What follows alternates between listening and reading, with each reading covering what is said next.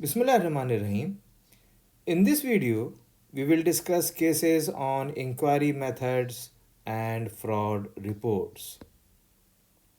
Please like, subscribe and share my channel to search for accounting lessons and hit the notification bell button to alert you for the latest video. For all of your questions, comments, and suggestions, please put them in the comment section below. And for webinar and guest speaker invites, please send me a message at accountingamir@gmail.com. Accounting is AK. We hope that this video helps students in their academic development and teachers in enhancing their lesson plans and teaching methodologies. So let us look into the first case. Jim has been a faithful employee of Daddy's Denture Incorporation for 4 years. He has held various positions where he handles receipts, credit memos, and other accounting records, along with recently added responsibilities. Jim has discovered more opportunity to commit fraud. Over the past 3 months, Jim figured out that he can create fictitious vendors and write checks from DD to these fictitious vendors and deposit the checks in a new bank account he opened under a false name. Jim put this plan into action and has so far stolen $7,000 from DD. One day, Jim had to call in sick.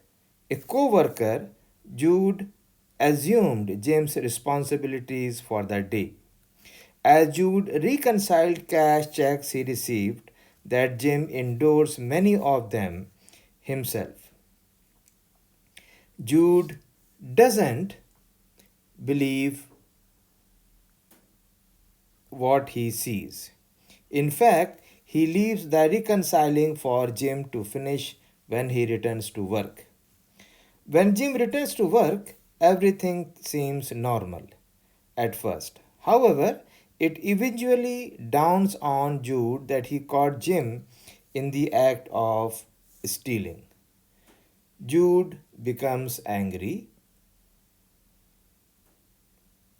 and confronts Jim. When Jude mentions the endorsement, Jim is dumbfounded and denies being dishonest. After Jude leaves, Jim gets angry, thinking, what right did he have to take over my duties, and I will be fired for sure. Back in his office, Jude continues to think about Jim's dishonesty. He decides that Jim is just human and that he let himself slip this once. Jude decides he should let the issue pass and just hope that Jim realizes his gig is up.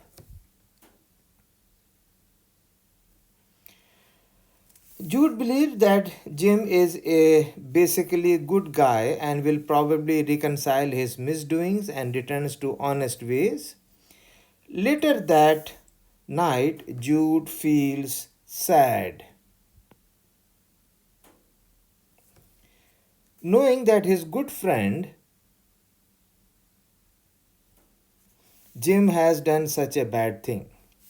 Meanwhile, Jim decides he shouldn't be angry with Jude. Jude is, after all, only doing what he has been told to do by his superiors. Jim feels horrible about what he has done, not to mention the fact that he got caught. He decides to fess up and let his boss know what he has been doing before he gets into any more trouble. So we have to name the 5 reactions to crisis and briefly describe how both Jim and Jude proceeded through each phase. So the 5 reaction phases are denial, anger, rationalization, depression, and acceptance. And let us see how they, Jude and Jim proceeded through each phase. Now, when we look at the denial, you can see that for Jude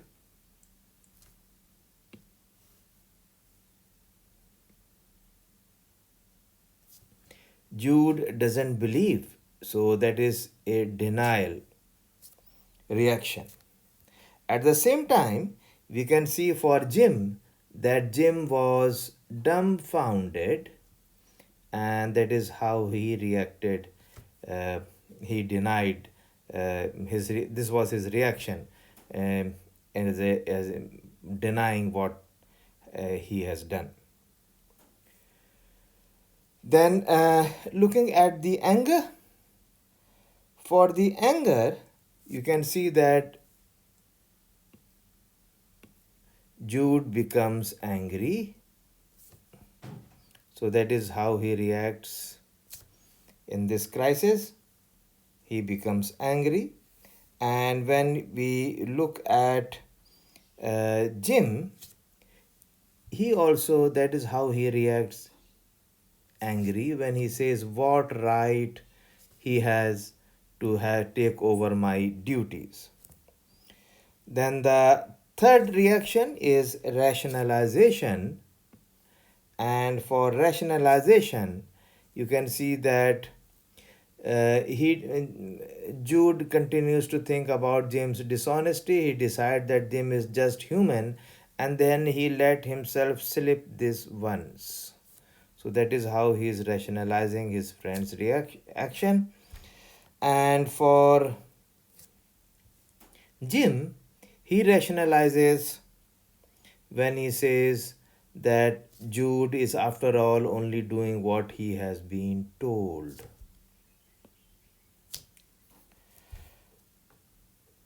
Then the fourth reaction, that is depression. So where you can see here that Jude feels sad. Let me change the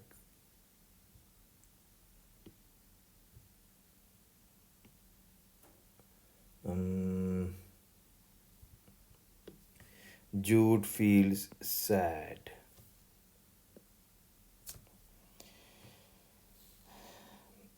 And that is obviously a reaction of depression.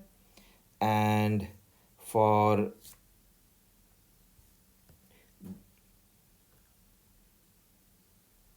Jim, you can see that he realizes his gig is up. So that is how he reacts for in this crisis. And finally, the fourth reaction, that is acceptance. And we can see that here he says when Jude feels sad that his good friend Jim, so he is accepting that he has done a bad thing.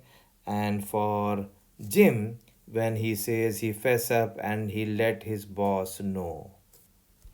So these are the five reactions in this crisis by Jim and Jude.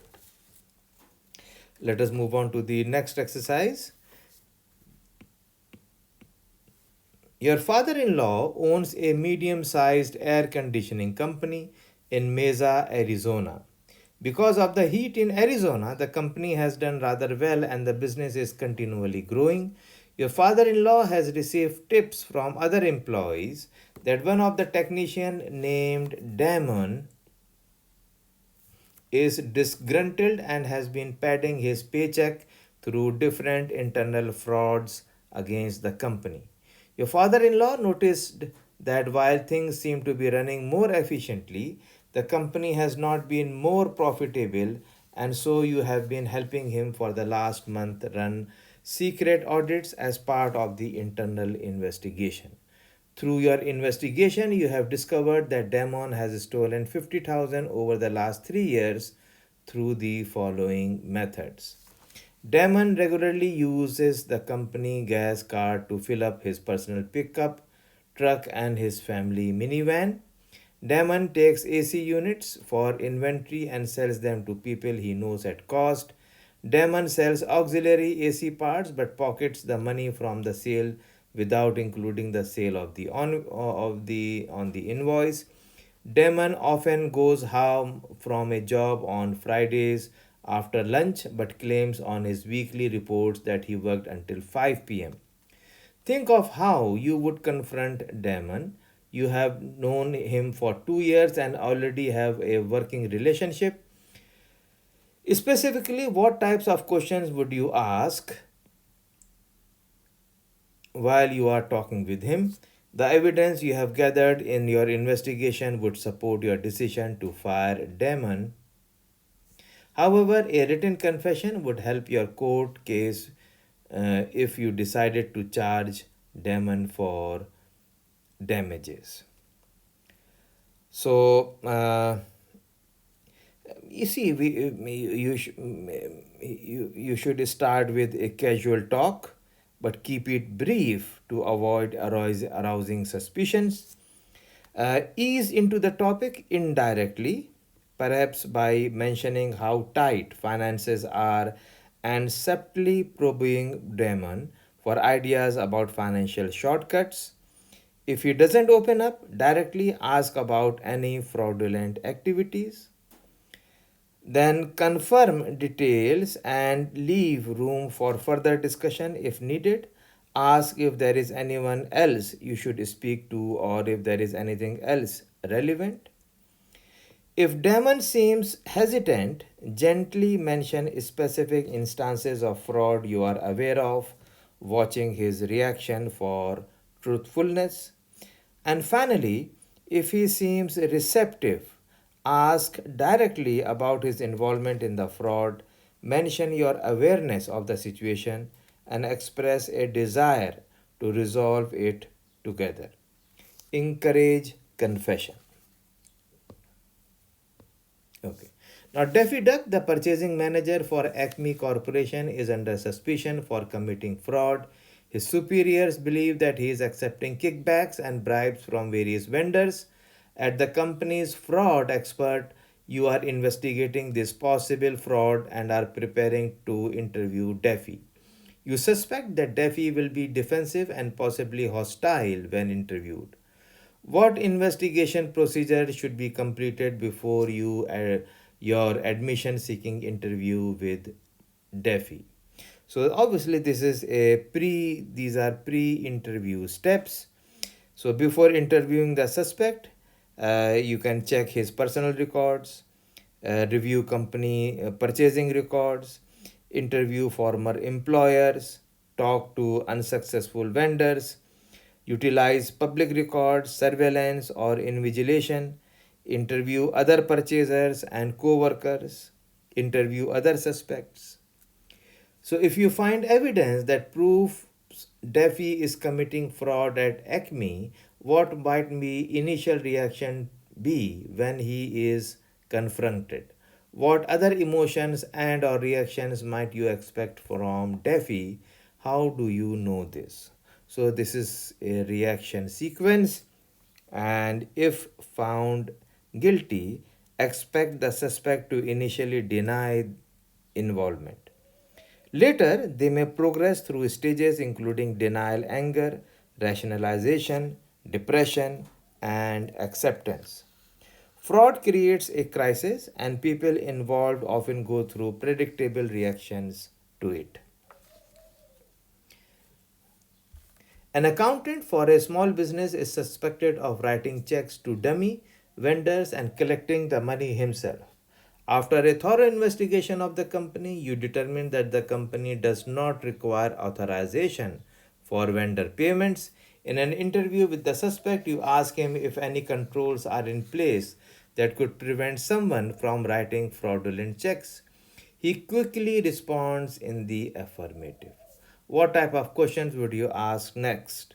So, in simple terms, asking open ended questions instead of yes no questions can make it harder for him to lie convincingly.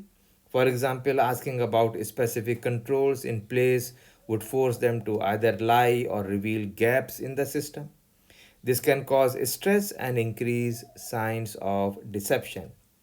As the interviewer introduces evidence gradually, the fraudster may feel trapped and confess. Okay. You are an internal auditor at BBC Company, an employee of BBC has phoned in an anonymous tip that a fellow worker, Jane X, might be embezzling money. Jane has been a trusted employee of the company for 13 years. She quickly moved through the ranks of the company because of her exemplary record, and she is now vice president in charge of the treasury. Your internal audit team has conducted thorough audits of her department for years and found its control environment to be exceptional. In addition, she is a good friend of the CEO and CFO. They have tremendous confidence in her abilities and honesty, and she is being groomed to succeed the current CFO when he retires. The person making the anonymous tips claims to have noticed large fluctuations in certain financial statement accounts. Accompanying these fluctuations are unexplained debits and credits that were all entered by Jane. The person also alleges that Jane's behavior has been erratic. She is usually kind and patient, but recently she has flown off the handle for no explainable reason. She insists on balancing certain accounts herself because she claims that they are too critical to trust with anyone else. Finally, the informant believes that Jane's lifestyle as a single mother is well above what her salary can support. Investigating allegations against such a trusted person in the company will cause considerable disruptions. If you investigate, you will have to proceed very carefully, especially since you have only the word of one employee who could have ulterior motives. So, describe the steps you would take to investigate this suspected embezzlement. So, in this case, start by checking Jane's personal and company records. Then examine financial statements of irregular activity. Look into debit and credit documents during off hours. Interview Jane's co workers and subordinates. Gather public spending information and perform a net worth analysis. Finally, with CEO and legal counsel approval, interview Jane if there is enough evidence for confrontation and confession. Okay. Now, as a first step in your investigation, would you interview Jane about the problem? Why or why not? So, no, my answer would be no. Interviewing Jane's first risk, tipping her off and potentially concealing the embezzlement. It could also cause hardship for her department and legal issues for the company. It's crucial to gather evidence before confronting her to ensure a stronger case. Then, how would you conduct Jane's admission seeking interview in order to be most effective? So, gather evidence thoroughly before interviewing Jane. Conduct the interview in a neutral, surprise setting, clearly stating the allegations and her status as the primary suspect. Use a direct but sympathetic approach to seek a confession.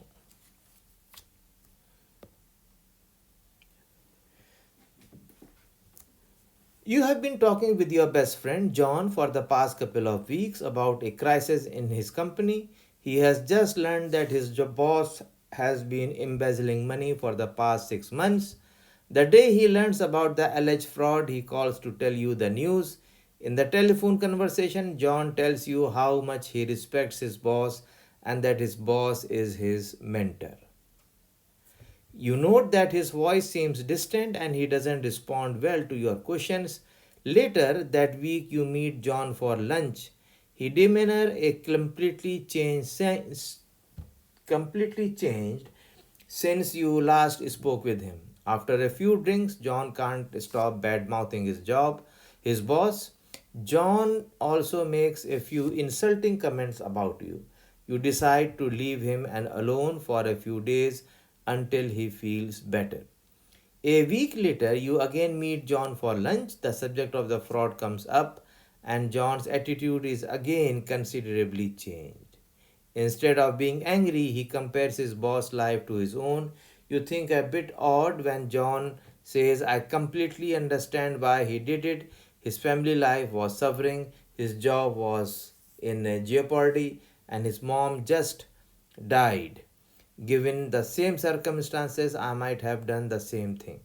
You finish lunch and go your separate ways.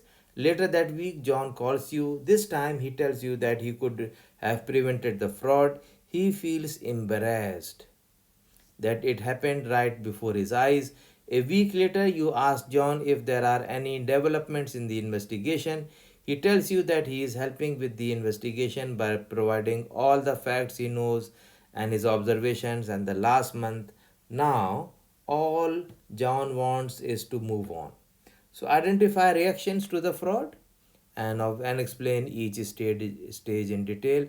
And we know there are five stages of five different reactions. You can see the denial. So you can see that as first, John denied the fraud and defended his boss, showing emotional distance. Later on, he became angry, criticizing his boss, and even redirecting his anger towards this gentleman. Then he rationalizes to justify his boss' action, citing personal struggles and suggesting he might have done the same. Then the fourth reaction, he blamed himself and felt embarrassed by what has happened. And eventually, John accepted the fraud, offered to help with the investigation, and wanted to move forward. Okay. As a result of the system audit performed by one of the big four accounting firms at Deming Medical Corporate Offices, it was discovered that Paula, one of the payroll supervisors, had system access rights to transaction codes used by the HR staff. Consequently, it was determined that Paula took advantage of the situation and created a fake employee to whom she was issuing a paycheck every 2 weeks. Only the checks went to Paula's banking account. Andrew Jacobson, an investigator working on the case, did extensive research, details of which led him to believe that Paula was embezzling. Andrew is about to go in for a final interview with Paula. Paula has been interviewed before and denied she was involved in the embezzling scheme. What interviewing tactics should Andrew use to get Paula to admit she was stealing from Deming? How would you know whether she tells him the truth? So, obviously, this is simply they are asking about the interview process. So, first of all, Andrew should make a direct statement rather than asking a question. This traps the person psychologically. Avoid using direct accusation words like steal or fraud. For example, our investigation clearly shows that you took company assets without permission. Then, after making the accusation, Andrew should observe Paula's reaction. Innocent people usually deny the accusation, while the guilty may remain silent or become defensive. Then, innocent people typically won't let the interviewer proceed with the accusation. Then, this is crucial to get the accused to admit guilt. Use statements that suggest rationalization, such as acknowledging their hard work or suggesting they are not adequately compensated. For example, you have worked hard here and haven't been properly compensated. Once the interviewee responds positively to the rationalization, Andrew should push for more details, asking for estimates and amounts. This encourages the interviewee to provide more information willingly. And finally, After obtaining a verbal confession, Andrew should ask Paula to sign a statement. Intentionally falsifying information on the statement can verify the accusation. As the accused may be tempted to correct it, only one statement should be used for each office. Okay. Now, while auditing the accounts payable for a large clothing manufacturer, you discover that four of the company's vendors have checked sent to a post office box. After further investigation, you discover that one box is registered under the same name as the CFO's son, and another is registered under the same name as his daughter, aged 3 and 5, respectively. Finding this highly suspicious, you begin questioning the employees who work directly with the CFO to determine if fraud is occurring in this case. After searching through the documentation of vendors' transactions, the investigation leads you to suspect that CFO is sending checks to the PO box of fictitious vendors to be collected and then deposited in his own account. Over 2 weeks, you and your engagement team compile a large body of evidence implicating the CFO in the fraud. After this evidence has been gathered, you ask him to come to your office for questioning. Upon his arrival, and without wasting any time, you present all the evidence against him and ask him about his involvement in stealing money from the company. The responses you receive are defensive and antagonistic. The CFO says that he has heard that you and your engagement team has been snooping around the office, protests his innocence, and threatens to file suit against you for slander and libel if you pursue this absurd investigation that is trying to label him a criminal. Not suspecting this reaction and being frustrated that the interview is not going as you intended, you say that you have had enough for one day and cut the interview short. So, what steps need to be taken before interviewing a person you suspect of committing fraud in a company? So, planning is crucial for interviews, and so conduct them in private, ideally with interviewers present. Bring physical evidence to present, making it clear that confessing is the best option. Interview potential witnesses beforehand to counter any alibis. Prepare a written confession statement for the suspect. Avoid giving them time to rethink confession. Then, what are some effective methods that could have helped in dealing with an interview subject from whom you are seeking an admission? Respect and sensitivity are key for effective interviews. Maintain professionalism and thoroughness in questioning. Don't retaliate if the interviewee becomes hostile. Avoid accusatory tones and harsh language. Be attentive, patient, and empathetic. Understanding possible rationalizations for fraud. These steps help in obtaining a valid confession. Okay. A small group of dock workers in California work for Topside Industries, an international shipping company, was being investigated concerning its involvement in a theft. The theft itself was a rather simple operation. The dock hands unloading for foreign made products acted in collusion with their supervisors in order to steal certain items, which they marked on official invoices as missing or damaged due to shipping. They later sold the items on the black market and split the money between the conspirators. The fraud was discovered when Long Street Enterprises Asian subsidiary contacted Maid about an unusual number of microwaves that were lost during shipment from Korea to Long Beach.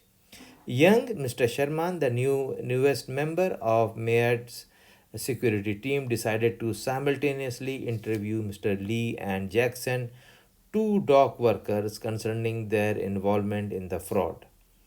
Never having actually met Sharman, Lee and Jackson were simply instructed to wait in the interrogation room in the security shop.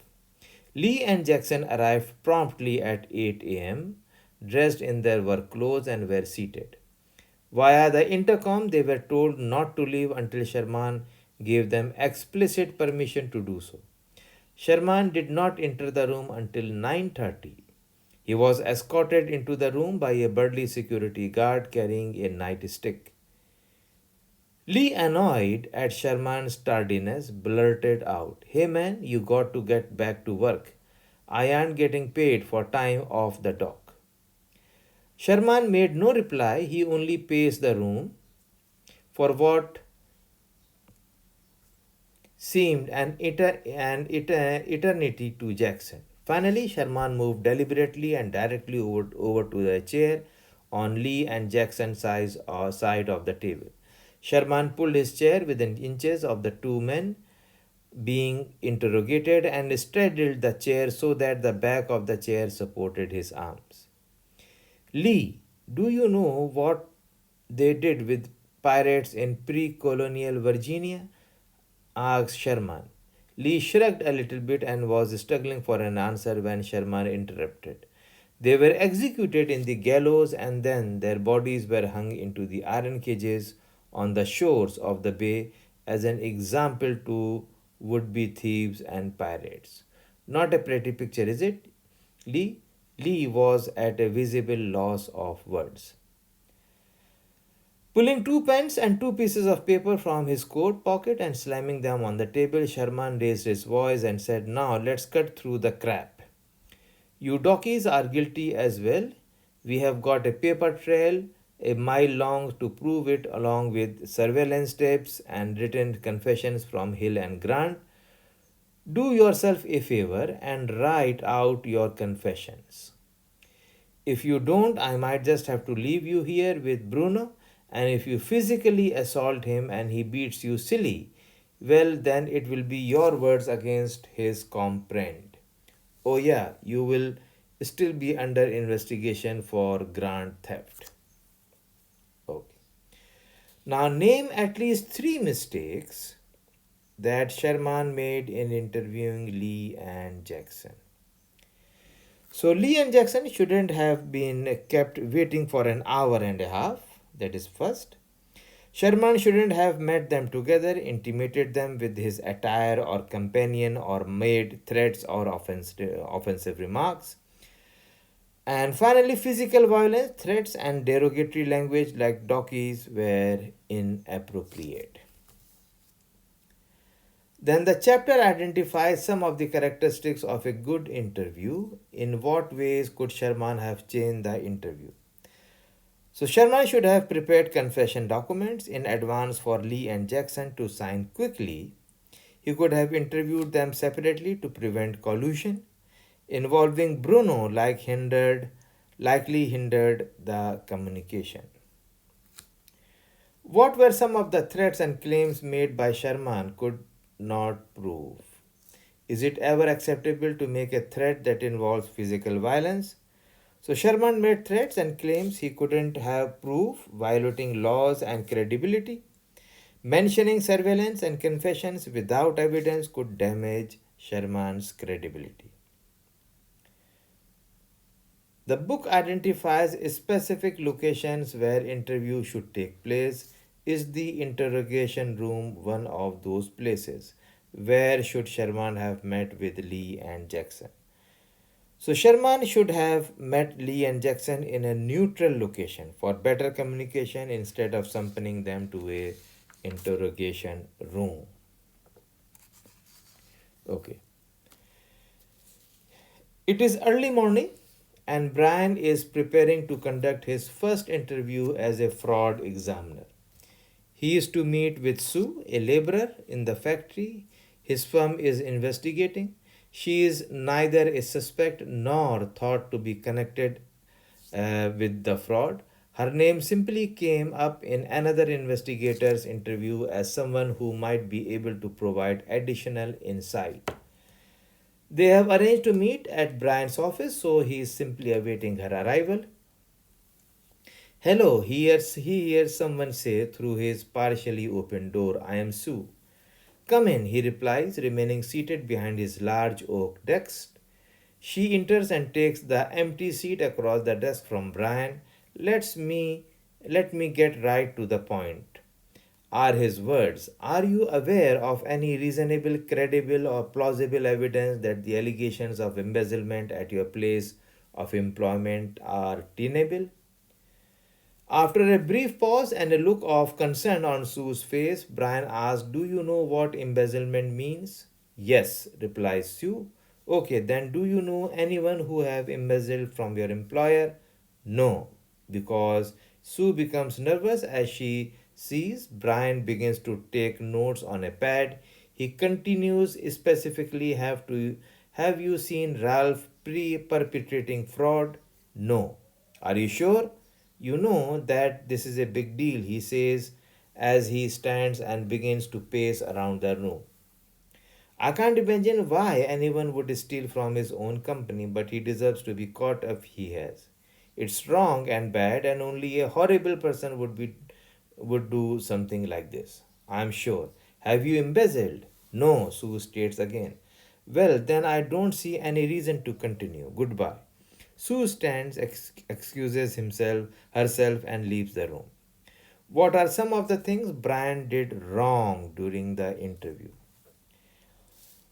So, conducting the interview in his office was intimidating and inconvenient for Sue, who likely didn't have access to helpful documents. Sitting far away from Sue, behind a large desk, was impersonal and intimidating. Taking notes during the interview made Sue self conscious.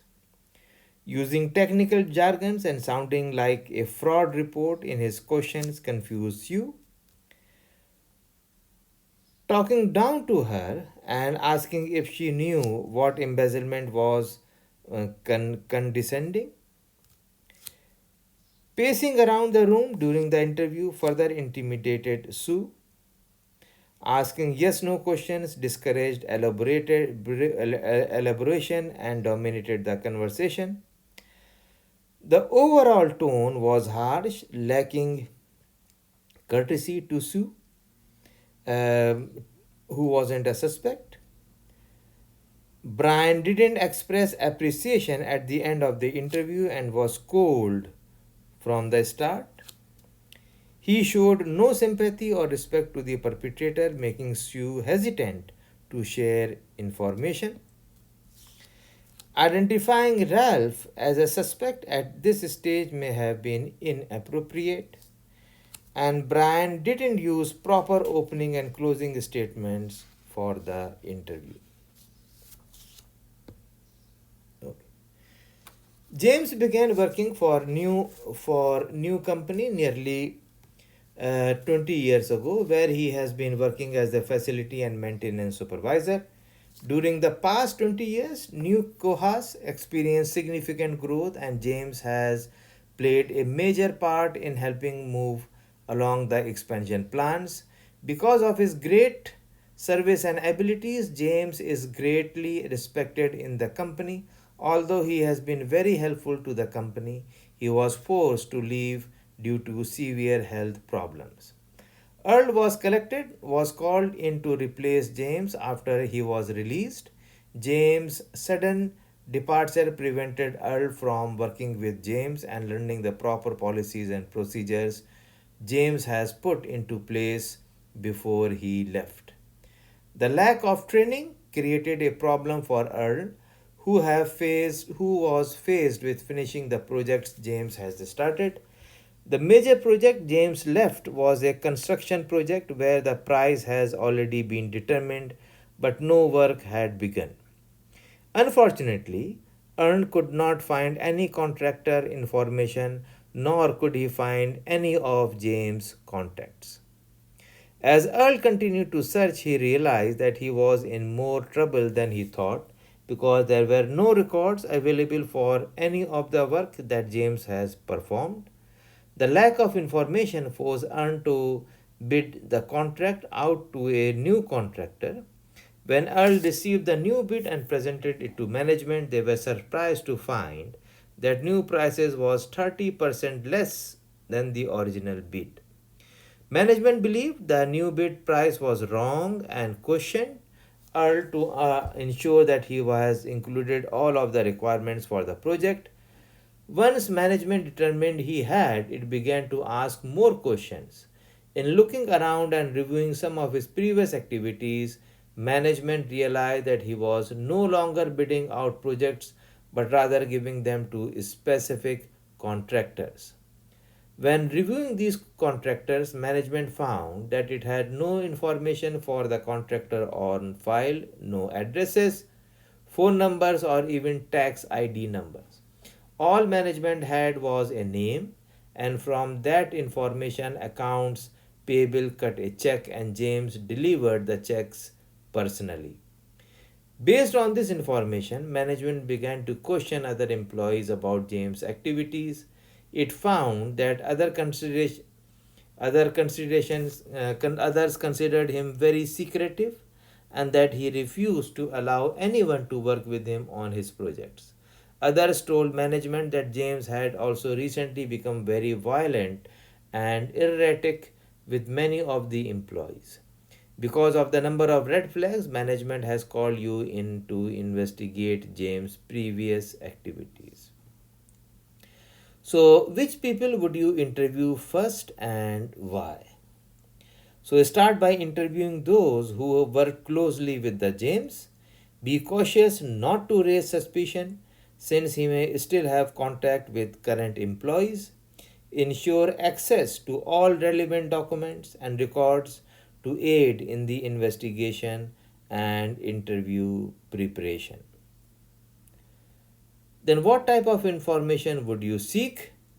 Focus on gathering information related to kickback schemes and vendor fraud. Investigate the companies receiving the checks to determine their legitimacy.